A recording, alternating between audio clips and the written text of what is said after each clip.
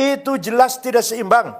Hanya menguntungkan satu kelompok, hanya menguntungkan konglomerat, kapitalis, investor, tapi menindas, menginjak kepentingan atau nasib para buruh, para petani, rakyat kecil. Ada keputusan DPR, undang-undang Cipta Karya, Cilaka namanya, disingkat Cilaka.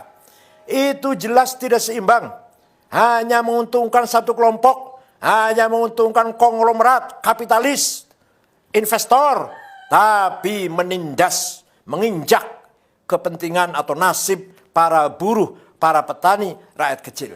Kita harus punya sikap yang tegas dalam hal ini. Mari kita cari jalan keluar yang elegan, yang seimbang, tawassut. Kepentingan konglomerat ya harus kita jamin, keselamatannya, kepentingannya, tapi buruh dan rakyat kecil pun harus kita jamin. Yang menyangkut pertanahan, yang menyangkut kedaulatan pangan, yang menyangkut pendidikan. Pendidikan dianggap lembaga, pendidikan dianggap kayak perusahaan, seperti perusahaan. Ini tidak benar. Kita harus melakukan review, harus melakukan minta ditinjau ulang, tapi dengan cara elegan, dengan cara anarkis tidak, dengan cara elegan. Kita harus bersuara demi warga NU, demi NU, demi wasatiyah, al-istimaiyah, moderasi dalam membangun masyarakat yang moderat. Tidak boleh mengorbankan rakyat kecil. Undang-Undang Dasar 45 yang masih jauh panggang dari api, apa istilahnya gitu ya, jauh panggang dari api, yang masih jauh dari implementasi. Undang-Undang Dasar 45 nomor 33 itu hanya tulisan di atas kertas. Hanya tulisan hitam di atas kertas putih itu.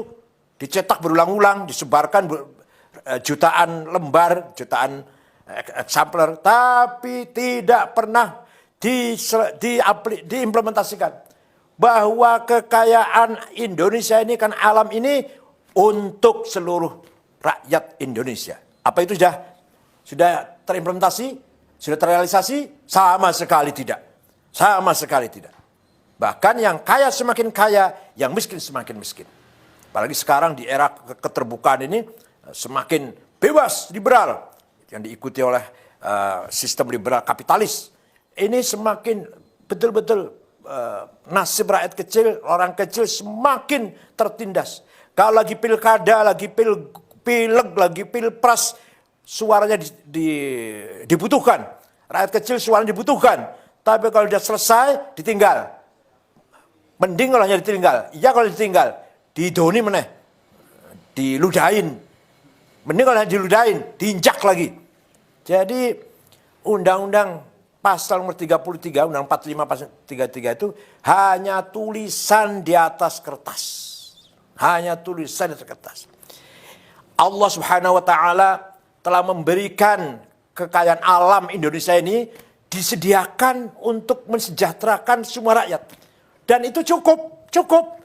260 juta orang ini cukup sejahtera kalau betul-betul dikelola dengan adil, dengan merata.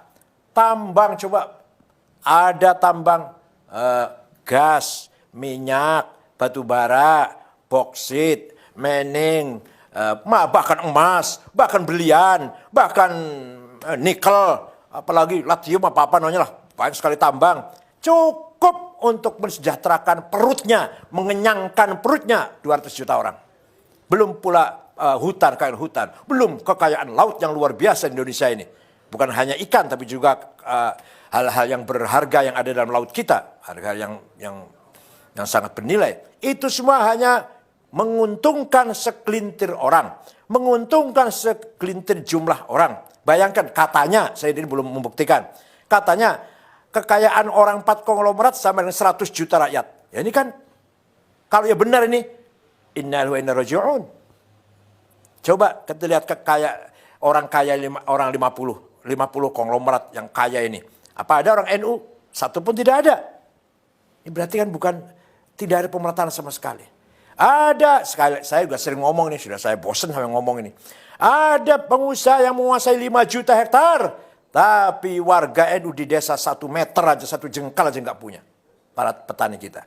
Ini jelas sekali tidak membangun keseimbangan.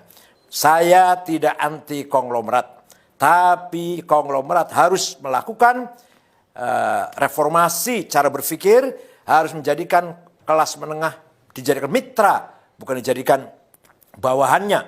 Kelas menengah harus menganggap mitra bagi kelas kecil. Kelas kecil harus merangkul buruh tani rakyat kecil. Fuqara wal masakin, syagholin, ummal, buruh kecil. Itu harus selalu bergandengan tangan. Tidak boleh konglomerat menganggap kelas menengah itu bawahannya atau sapi perahannya. Kelas menengah menganggap kelas kecil sapi perahannya, bawahannya, dan kelas kecil jauh dari fuqara wal masakin, tidak boleh. Oleh karena itu sekali lagi saya mengharapkan NU nanti bersikap menyikapi undang-undang yang baru saja diketok kemarin ini dengan kritik, dengan sikap kritis, tapi elegan. Tidak boleh menggunakan cara-cara anarkis, tidak ada gunanya itu.